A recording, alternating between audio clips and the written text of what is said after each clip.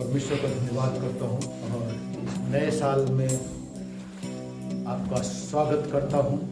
जबकि हम लोग नए साल में हैं, परमेश्वर ने पिछले समय में हमें बचाया है, संभाला है, उसने रक्षा हिफाजत की है। हालेलुया। आइए हम लोग प्रभु का वचन देखेंगे। जैसा कि परमेश्वर ने बातचीत की है, पिछले दिनों जब मैं प्रार्थना कर रहा था नए साल के वचन के लिए, वचन दिया है प्रभु ने मुझे, आपके साथ बांटना चाहता हूँ। निर्गमन उसका 33 अध्याय, उसका 14, 15 और 16 वचन पढ़ेंगे। यहोवा ने कहा, मैं आप तेरे साथ चलूंगा और तुझे विश्राम दूंगा। उसने उससे कहा, यदि तू आप ना चले तो हमें यहां से आगे ना ले जा। ये कैसे जाना जाए कि तेरे अनुग्रह की दृष्टि मुझ पर और अपनी प्रजा पर है? क्या इससे नहीं कि तू हमारे संग संग चले, जिससे मैं और तेरी प्रजा के लोग पृथ्वी भर के सब लोगों से अलग ठहरे। परमेश्वर यहां पर मूसा से कह रहा है, मैं आप तेरे साथ साथ चलूंगा। लेकिन यहां पर 15 वचन में मूसा क्यों कह रहा है, यदि तू आप न चले तो हमें यहां से आगे ना ले जा।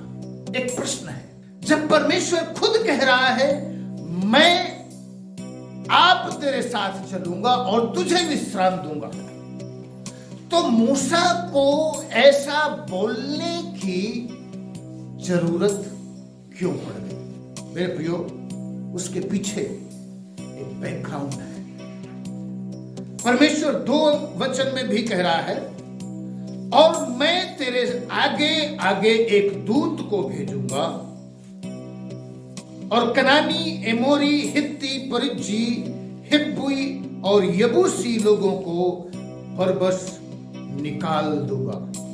तो यहां पर परमेश्वर कह रहा है मूसा से, और इस प्रकार से वो सारे इस्राएल से, कि मैं आप तेरे साथ चलूंगा।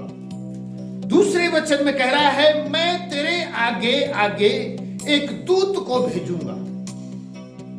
इससे पहले मेरे प्रियो, प्रभु का वचन हम जब पढ़ते हैं, परमेश्वर दिन को बादल और रात को आग के खंभे के द्वारा इस्राएलियों की अगुवाई करता रहा। जब हम इसी का निर्गमन 19 का पढ़ते हैं, तो परमेश्वर यहां पर उनको कह रहा है, मैं तुमको मानो उकाब पक्षी के पंखों पर चढ़ाकर अपने पास ले आया हूं।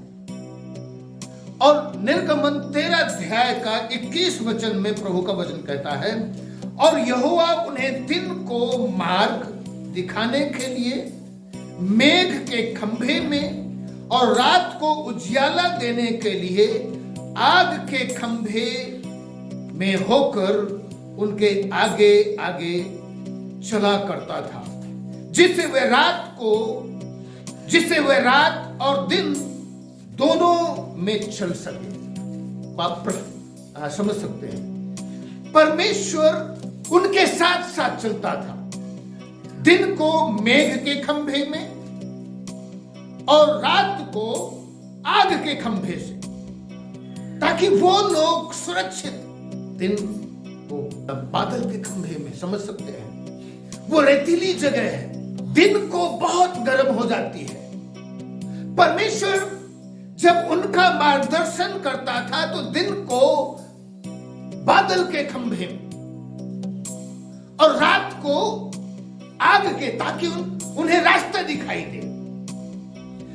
परमेश्वर जब चल रहा है साथ साथ, तो मूसा प्रश्न क्यों करता है, यदि तू आप ना चले तो हमें यहां से आगे ना ले जा। उसके कारण है, मैं आपके साथ बांटना चाहूंगा। मेरे प्रियो, जैसा कि मैंने बता दिया, परमेश्वर हम लोगों के साथ साथ चलना चाहता है। जो टॉपिक जिस पर मैं आपसे बातचीत कर रहा हूं, इस वचन से ने जो टॉपिक दिया है, promise of God to move with Israel. परमेश्वर ने इस्राएलियों से वाचा बांधी है, प्रतिज्ञा किया है, वायदा किया है कि वो उनके आगे आगे चलेगा, उनके साथ साथ चलेगा। आज परमेश्वर इस कलीसिया से वादा करना चाहता है कि परमेश्वर assembly of God church Chandausi की कलीसिया के हर एक विश्वासी के साथ साथ और आगे आगे चलेगा और वो मार्गदर्शन करेगा। लेकिन परमेश्वर कुछ और चाहता है। जो पहली चीज मैं आपको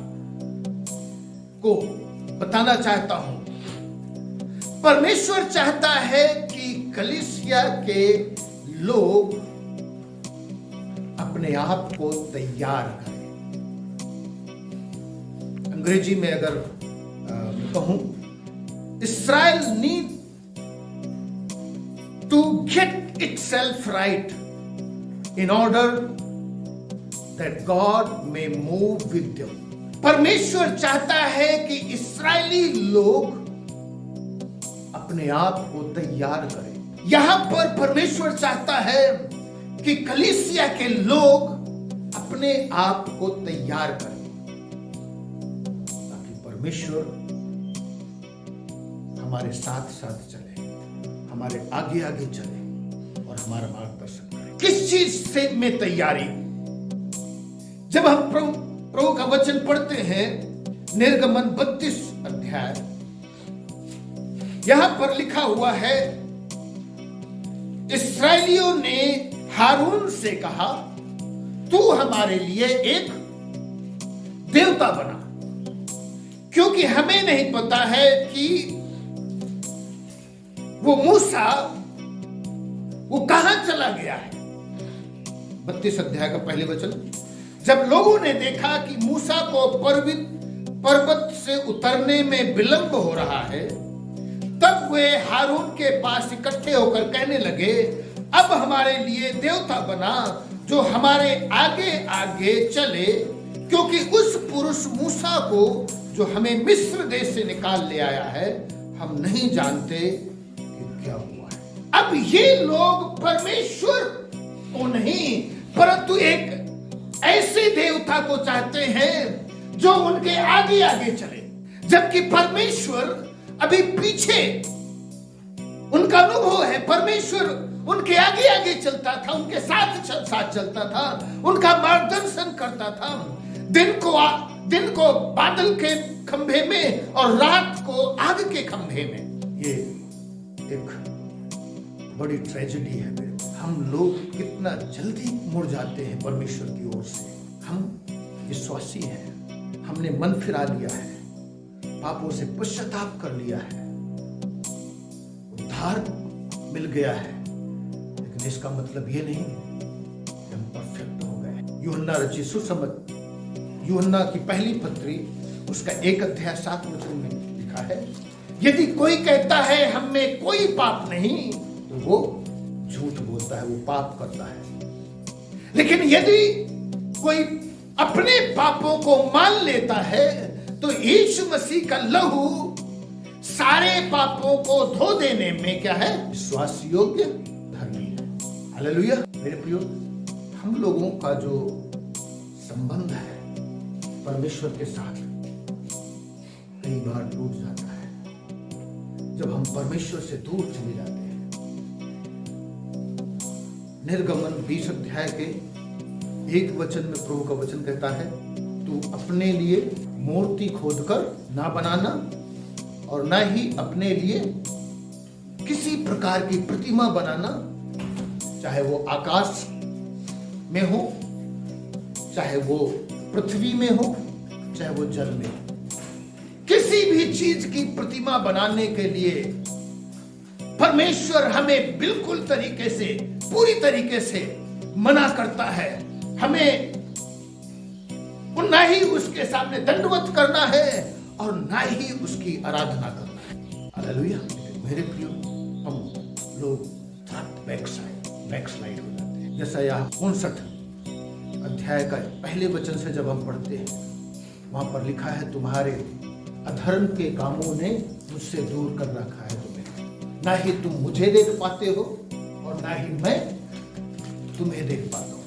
वो एक दीवार की तरह है, अधर्म के काम जो है एक दीवार की तरह हमारे बीच में और परमेश्वर के बीच में आकर के खड़े हो गए हैं। और यही कारण था मेरे प्रियो, जब हम उत्पत्ति 35 अध्याय का पढ़ते हैं, 1 और 2 वचन, याकूब के डर और भय का कारण क्या था? याकूब डर गया, घबरा गया। क्यों घबरा गया? अभी 34 अध्याय को जब हम पढ़ते हैं तो वहां पर अबीमेलेक ने याकूब की बेटी दीना को भ्रष्ट किया था। उसके साथ हम कहें बलात्कार किया था, और उस बलात्कार का बदला लेने के लिए याकूब के 2 बेटे सिमोन और लेवी, इन्होंने क्या किया? योजना बनाई और सारे उस नगर के जो पुरुष लोग थे सबको मार डाला।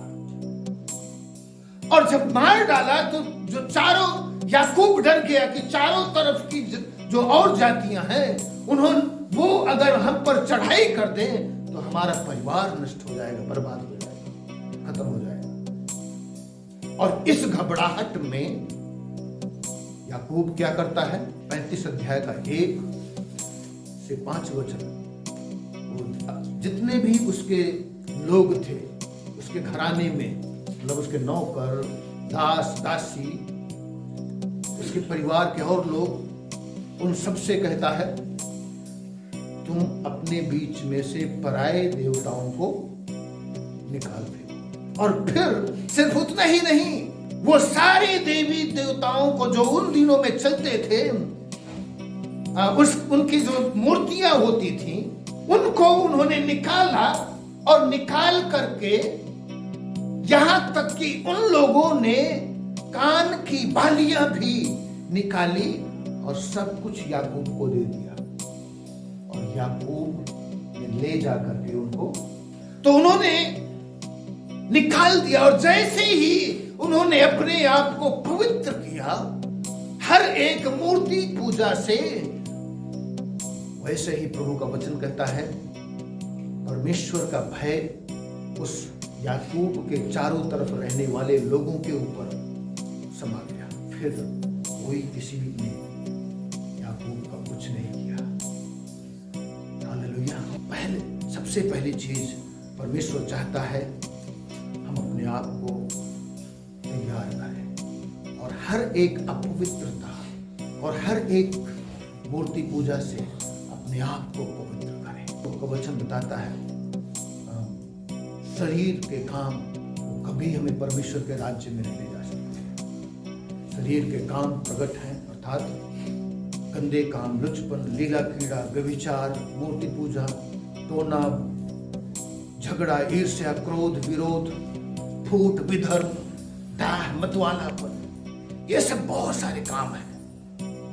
ऐसा काम करने वाले परमेश्वर के राज्य में कभी भी प्रवेश नहीं कर सकते।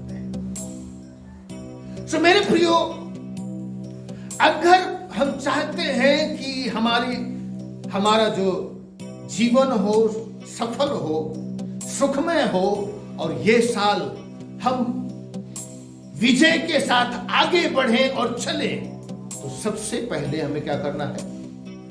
अपने आप को, ये कोई और आपके पास नहीं जाएगा। मेरे प्रियो, इस समय इस पिछले साल में कलीसिया के विश्वासी लोग काफी उसमें से होकर के गुजरे हैं। आत्मिक रूप से कमजोर हो गए हैं। कई घरों में तो मैंने देखा कि आपस में ही लड़ रहे हैं, गाली गलौज कर रहे हैं, मारपीट हो रही है, उल्टा सीधा बोला जा रहा है अपने ही आप में। बाप बेटे के लिए कुछ बोल रहा है तो बेटा बाप के लिए बोल रहा है, तो भाई भाई के लिए बोल रहा है। इस प्रकार से अपने ही घर में मेरे प्रियो हम लोगों को मन फिराने की जरूरत है। दूसरी चीज जो हमें देखना है, ये दूसरी चीज अगर हम चाहते हैं कि परमेश्वर हमारे साथ चले तो वह है हमें हमारे अंदर परमेश्वर के पर भरोसा होना चाहिए, परमेश्वर पर विश्वास होना चाहिए। और यदि विश्वास नहीं है, परमेश्वर पर भरोसा नहीं रख पाएंगे तो परमेश्वर कभी भी हमारे साथ नहीं चलेगा आगे। जब हम लोग गिनती 14 अध्याय को पढ़ते हैं, यहां पर 12 भेदियों की घटना है। 12 भेदिए लोग जो है, मूसा ने 12 भेदियों को कनान भेजा कि जाकर के भेद लेकर के आए। जब वो कनान गए, लौट करके कहते हैं उनमें से दो तरीके के गुट हो गए। एक गुट में जो है 2 लोग थे और दूसरे गुट में 10 लोग थे। जो 10 लोगों का गुट था वो कहने लगे हम वहां पर नहीं जा सकते हैं क्योंकि वो लोग जो है बहुत लंबे ऊंचे कद वाले लोग हैं। ये तो सही है कि वो जो देश है दूध और मधु की धारा बहती है, फसलें बहुत अच्छी होती है, उपजाऊ है, सब कुछ अच्छा है, लेकिन वहां के लोग लंबे चौड़े हैं, हम उनका सामना नहीं कर सकते हैं। इसलिए आइए हम लोग लौट जाए अभी मिस्र को, जहां से हम लोग अभी लौट करके आए हैं। वो लोग बलवा करने लगे और कहने लगे कि जब हम उन लोगों को देख रहे थे तो ऐसा लग रहा था कि हम उनके सामने टिड्डियां हैं, हम अपनी नजर में टिड्डियों के समान थे और ऐसा ही उनके सामने भी, उनकी नजरों में भी हम टिड्डियों की तरह थे। बात ये नहीं थी कि उनकी नजरों में तुम टिड्डियों की तरह हो, लेकिन तुम परमेश्वर के लोग होकर के भी क्या कह रहे हो, हम उनकी नजरों में टिड्डियों की तरह हैं। जिसके कारण परमेश्वर उनके बीच से चला गया और बहुत सारे लोग मर गए। जब हम गोलियत के विषय में देखते हैं, दाऊद, पहले शमूएल 17 अध्याय के 41 वचन से इस्राएल और कनानियों के बीच में युद्ध हो रहा था। तो एक गत नाम के एक नगर का एक व्यक्ति जो शूरवीर था, गोलियत, वो रोजाना आता था और इस्राएलियों को चुनौती देता था और कहता था अपने में से एक वीर को चुन लो जो मुझसे युद्ध कर सके, और अगर वो मुझे मार देता है तो तुम लोग हम पर शासन करोगे और हम तुम्हारे दास हो जाएंगे, और अगर मैं उसको मार देता हूं तो तुम लोग हमारे दास हो जाओगे। और इस प्रकार से कई दिनों तक चलता रहा। इस्राएली लोग भयभीत थे, डरे हुए थे, इसका सामना करने के लिए कोई नहीं जा पा रहा था। परमेश्वर पे विश्वास नहीं था उन्हें। वही एक लड़का जो अभी 14 साल का है, परमेश्वर पर भरोसा किए हुए आता है और राजा साउल से कहता है ये खतरा रहित पलिश्ती क्या है जो परमेश्वर की सेना को ललकारे, और वो युद्ध करने के लिए निकल जाता है। साउल कहता है वो योद्धा है, इसलिए तू मेरी झिलम पहन ले और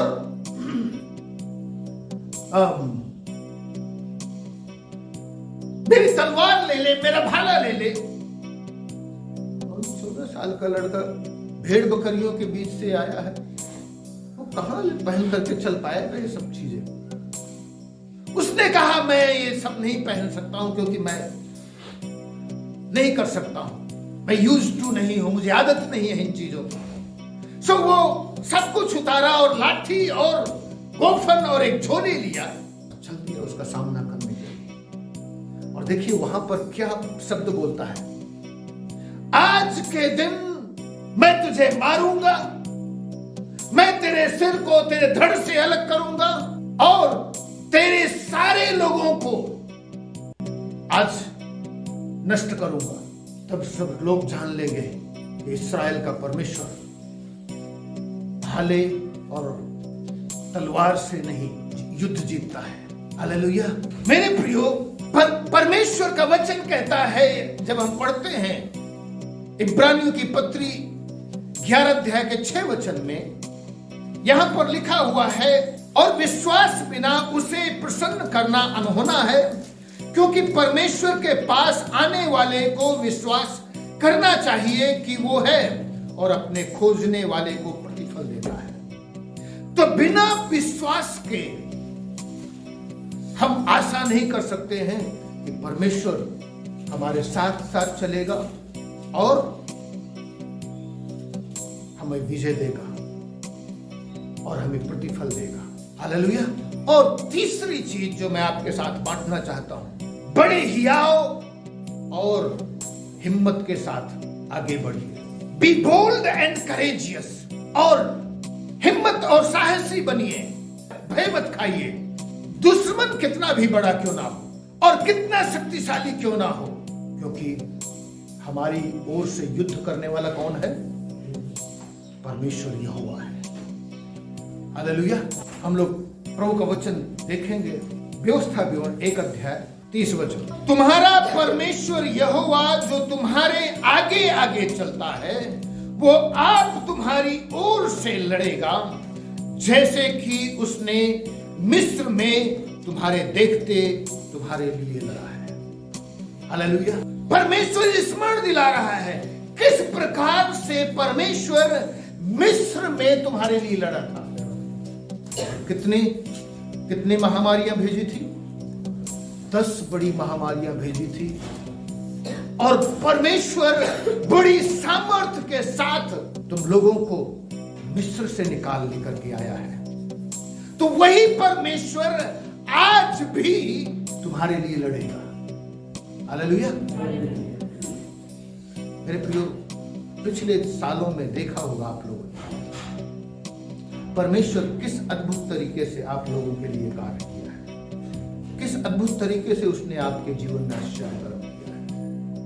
यदि आप मैं गवाही देना बोलूं तो आप के पास बहुत सारी गवाहियां हैं, लेकिन ध्यान रखें, हम लोग परमेश्वर कार्य करता है। हमें ध्यान रखना है कि किस तरीके से परमेश्वर ने अपने पास बुलाया है।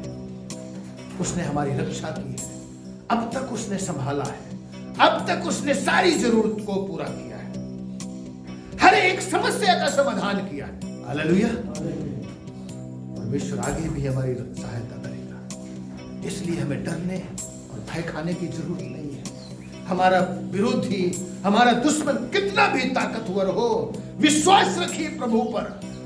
जो जिस व्यक्ति को आप देख रहे हैं आज, कल नहीं देखेंगे, क्योंकि परमेश्वर खुद लड़ता है। जब आप लोग प्रभु का वचन पढ़ेंगे, पहला और दूसरा इतिहास और दूसरा राजा में किस तरीके से अशूरियों ने चढ़ाई कर रखी थी, सोमरोन को घेर रखा था। वहां की दशा बहुत बुरी हो गई थी सोमरोन की, लोगों के पास खाने पीने को कुछ नहीं था। राजा ने आकर के कहा एलीशा से, तेरे कारण ऐसा हुआ। परमेश्वर ने एलीशा से कहा, कल के दिन देखेगा कि तुम्हारे पास बहुत खाने को होगा। और ऐसा हुआ। परमेश्वर ने जो है एक ऐसी बड़ी सेना को भेजा और वो डर और भय के कारण भाग गए। परमेश्वर हमारी ओर से युद्ध करता है। दाऊद क्यों सदैव युद्ध जीतता गया? उसने एक भी युद्ध वो नहीं हारा। कारण क्या है जानते हैं? जब भी वो युद्ध करने जाता था, परमेश्वर से पूछता था, परमेश्वर के सम्मुख उठने देता था। जब हम प्रभु का वचन हम लोग पढ़ेंगे 20 का 4 वचन, यहाँ पर इस प्रकार से लिखा हुआ, व्यवस्था भी 20 अध्याय का 4 वचन। क्योंकि तुम्हारा परमेश्वर यहोवा तुम्हारे शत्रुओं से युद्ध करने और तुम्हें बचाने के लिए तुम्हारे संग संग चलेगा। परमेश्वर हमें हमारे शत्रुओं से बचाने के लिए क्या करेगा? साथ साथ चलेगा। हमारा विरोधी, हमारा दुश्मन कितना भी पावरफुल क्यों ना हो, मेरे प्रियो, बिना डर, बिना भय खाए परमेश्वर को सम्मिलित करके आगे बढ़िए। परमेश्वर सफलता देगा। हमने देखा मेरे प्रियो, परमेश्वर ने हमसे वादा किया है कि वो हमारे साथ साथ चलेगा। वो हमें कभी न छोड़ेगा न कभी त्यागेगा। लेकिन पहली शर्त क्या है? हमें अपने आप को पवित्र करना है, अपने आप को तैयार करना है। मेरे प्रियो, कई बार हम लोग गवाहियां अपनी गवाही को खराब करते हैं। घर में लड़ाई झगड़ा मचाते हैं और गाली गलौज करते हैं। पति पत्नी को मारता पीटता है और बाप बच्चों को मारते पीटते हैं। बच्चे जो है माँ बाप की बात नहीं मानते हैं। ये जो है झगड़ा, इससे जो है कभी आप लोगों को आशीष नहीं मिलेगी अगर हम लोग अपनी गवाही को नहीं बनाएंगे। बच्चे सोचते हैं हमारे माता पिता जो है सही नहीं है, और माता पिता सोचते हैं हमारे बच्चे सही नहीं है। कभी भी एक सही, एक आत्मिक वातावरण नहीं बन पाता है हमारे घर में, और हम लोग अपनी गवाही को बर्बाद कर देते हैं, खत्म कर देते हैं। जानते हैं मेरे प्रियो, परमेश्वर ने आपको और मुझे क्या बनाया है? गवाह बनाया है। यीशु मसीह ने कहा, जब पवित्र आत्मा तुम पर आएगा तो तुम सामर्थ पाओगे और यरूशलेम, यहूदिया, सामरिया और पृथ्वी के छोर तक गवाह ठहरो। तो गवाह का मतलब जानते हैं? गवाह के लिए जो है 3 टर्म है विशेष तौर से बाइबल में जो है, जो मुख्य रूप से आया है गवाह के लिए। केरुक्स एक ऐसा व्यक्ति होता था जो राजमहलों में रहता था, और जो भी घटनाएं घटती थी, राजमहलों की घटनाएं जो है जाकर के वो साधारण जनता में जाकर के बताता था कि राजा ऐसा करना चाहता है। उसको कहते हैं केरुक्स है। हम लोग भारत में रहते हैं, हमारे भारत में भी जब हम गांव में लोग, अब आज तो पता नहीं है, आज तो संचार बहुत हो गया है, लेकिन जब किसी समय गांव में लोग रहते थे तो राजाओं की जो है, मतलब जो भी योजना होती थी प्रधान के पास आती थी, और प्रधान जो है एक उसको बुलाता था, ढोल पीटने वाले को, और बोलता था जाकर के इसकी मुनादी कर दो गांव में। कोठेदार के पास जो है चीनी आ गई तो बोलता था जाकर के गांव में बोल दो, जो है पीटता हुआ जाता था, भाई चीनी आ गई है, कोठेदार के पास चीनी ले जाओ। वो होते थे केरुक्स, जो घटनाएं घट रही हैं वो जाकर के मुनादी करता था। दूसरा टर्म है गवाह के लिए है, वो है मार्टोरियन अर्थात मार्टियर, जिससे अंग्रेजी में शब्द आया है। मार्टियर के लिए जो है हिंदी में कहते हैं शहीद। यीशु मसीह के लिए शहीद हो। जानते हैं कैसे कैसे लोग शहीद हुए हैं परमेश्वर के लिए? जरा पढ़ लीजिए, इब्रानियों 11 अध्याय 32 वचन से पढ़ते हैं। उन्होंने विश्वास ही के द्वारा राज्य जीते, धर्म के काम किए, प्रतिज्ञा हुई वस्तुएं प्राप्त की, सिंहों के मुंह बंद किए, आग की ज्वाला को ठंडा किया, तलवार की धार से बच निकले, निर्बलता में बलवंत हुए, लड़ाई में वीर निकले, विदेशियों की फौजों को मार भगाया, स्त्रियों ने अपने मरे हुओं को फिर जीवित पाया, कितने तो मार खाते खाते मर गए और छुटकारा न चाहा, इसलिए कि उत्तम पुनरुत्थान के भागी हो। कई एक ठट्ठों में उड़ाए जाने और कोड़े खाने, वरन बांधे जाने और कैद में पड़ने के द्वारा परखे गए, पथराव किए गए, आरे से चीरे गए, उनकी परीक्षा की गई, तलवार से मारे गए, वे कंगाली में और क्लेश में और दुख भोगते हुए भेड़ों और बकरियों की खालें ओढ़े हुए इधर उधर मारे मारे फिरे और जंगलों और पहाड़ों और गुफाओं में और पृथ्वी की दरारों में भटकते फिरे।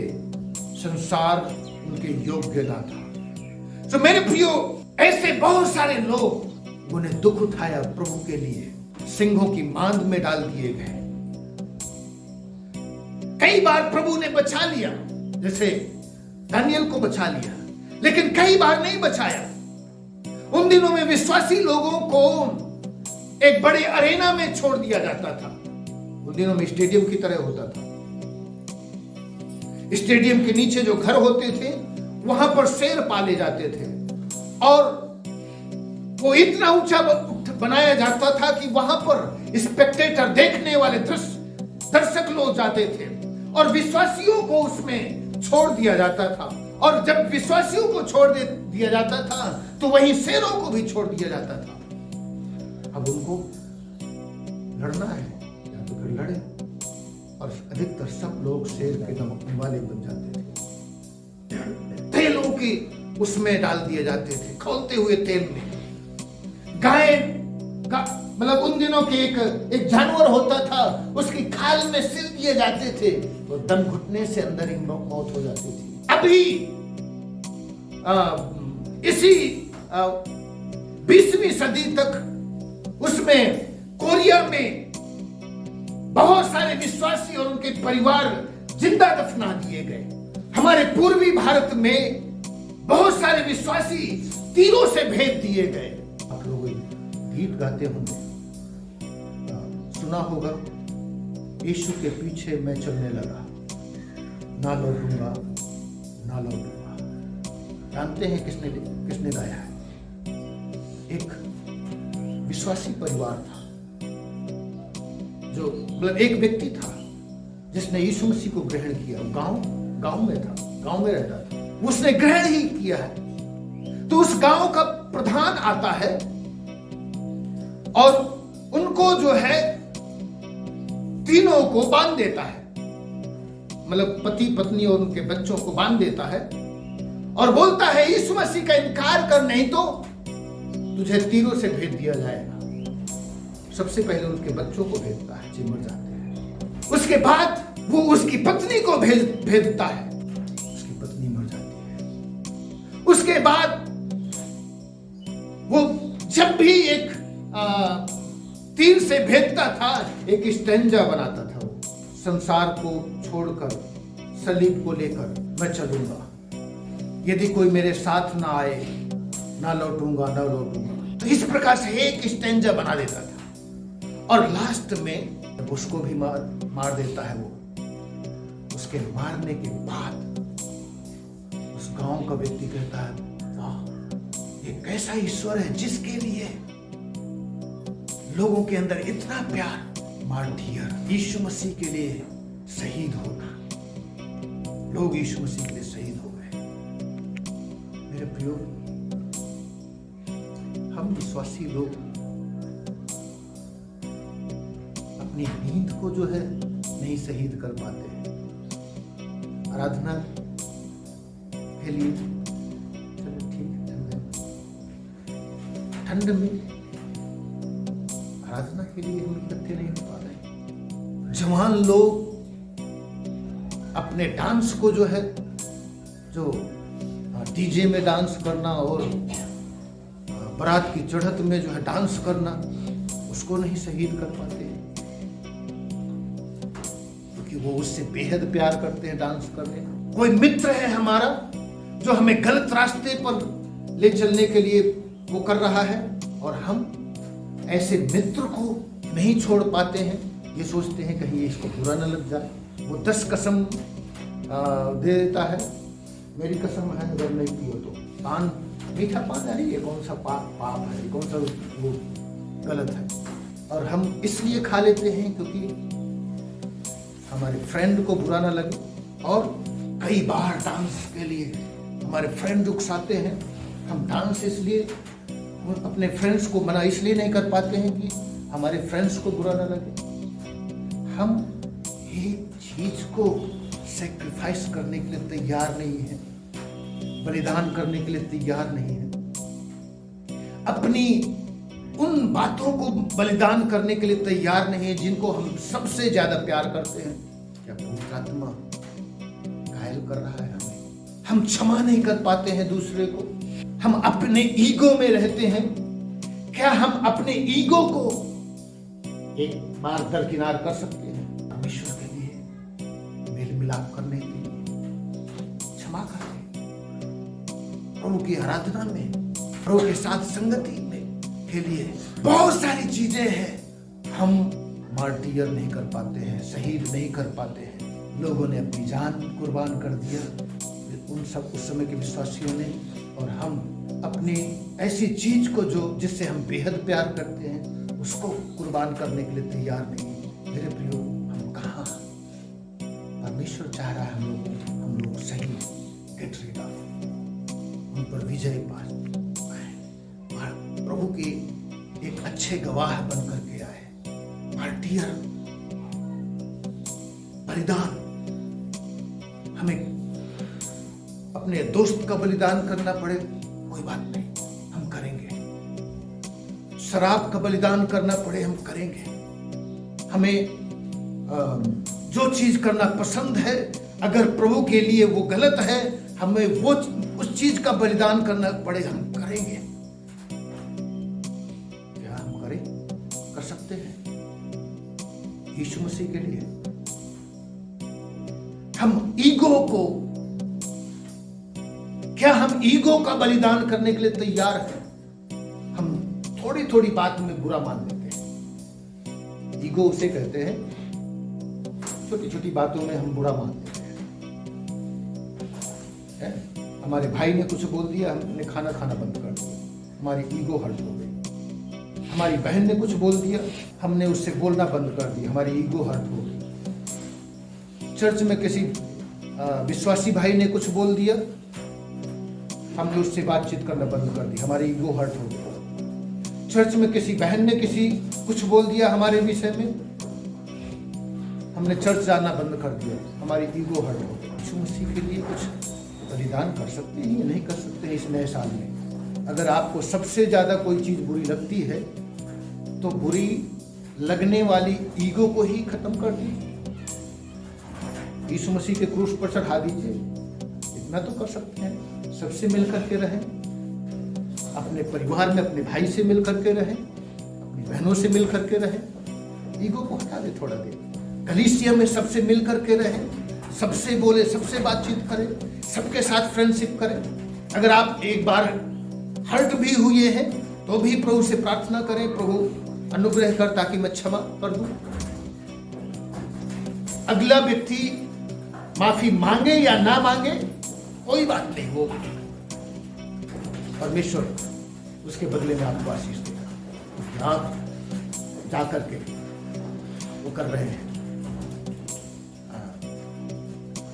मेरे प्रियो, हम लोगों को देखना है, हम लोग एक अच्छे गवाह बन करके आए। अपने आप को तैयार करें, पवित्र करें। दूसरी चीज, परमेश्वर पर भरोसा रखें। और तीसरी चीज, हिम्मत और साहस के साथ आगे बढ़े। आइए अपने आंखों को बंद करें। Praise the Lord, hallelujah. सर्वशक्तिमान परमेश्वर पिता दयालु प्रभु, तू हमसे बोल और बातचीत कर मेरे परमेश्वर। प्रभु, जैसा कि तूने कहा है कि आगे आगे चलूंगा, प्रभु अनुग्रह कर ताकि हम अपने आप को जांचें, परखें अपने आप। प्रभु तू हमें पवित्र कर, शुद्ध कर। और प्रार्थना करते परमेश्वर हमारे अंदर विश्वास पैदा कर, ताकि हम विश्वास के साथ बड़े भरोसे के साथ प्रभु आगे बढ़े। और तीसरी चीज, प्रभु अनुग्रह कर ताकि हम बड़े हिम्मत और हियाव के साथ, और प्रभु हमारा दुश्मन, हमारा विरोधी कितना भी ताकतवर क्यों ना हो, हिम्मत और हियाव के साथ आगे बढ़े और परमेश्वर जाने कि तू हमारे बीच में है और तू हमें सफल करेगा और हमारे दुश्मनों से बचाएगा। प्रभु धन्यवाद करते हैं। तमाम जो परिस्थितियां हैं जो दुश्मन के रूप में आती हैं, उन सब बुरी परिस्थितियों से तो हमें बचाएगा और सुरक्षा प्रदान करेगा। धन्यवाद करते हैं, तूने प्रार्थना को सुना है। यीशु के नाम से मांगते इस प्रार्थना को, आमीन। अब हमारे परमेश्वर पिता का प्यार, उसके पुत्र और हमारे उद्धारकर्ता मसीह यीशु का अनुग्रह, पवित्र आत्मा की सहभागिता हम सब विश्वासियों के साथ और इस दुनिया के तमाम विश्वासियों के साथ अब से लेकर के आपके द्वारा आगमन तक लगातार होती है। आमीन। तो आप सबको आशीष दे, सबको जय मसीह। एक बार फिर से नए साल की ढेर सारी शुभकामनाएं।